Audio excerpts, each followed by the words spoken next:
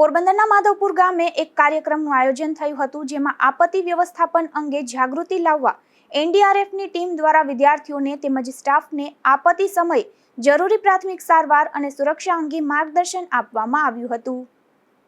આ કાર્યક્રમમાં વિદ્યાર્થીઓને આપત્તિ સમયે સ્વસહાય અને પરસ્પર સહાય દ્વારા જીવન બચાવવાના કૌશલ્ય વિશે પ્રાયોગિક તાલીમ આપવામાં આવી હતી અને આ કાર્યક્રમમાં એનડીઆરએફની કામગીરી, આપત્તિ અને તેના પ્રકારો, એનડીઆરએફ અને ડીએમ એક્ટની રજૂઆત, રક્તસ્રાવ નિયંત્રણ તકનીકો, સીપીઆર, ભૂકંપ સમયે સલામતી, બિન ઇમરજન્સી ચાલ, અગ્નિશામક સાધનોનો ડેમો, અગ્નિશામકનો ઉપયોગ, સર્પદંશની પ્રાથમિક સારવાર તેમજ દર્દીને સુરક્ષિત રીતે લિફ્ટ અને સ્થળાંતરિત કરવાની પદ્ધતિ અને આપત્તિ સંબંધિત એપ્લિકેશન્સ જેવા વિષયો કવર કરવામાં આવ્યા હતા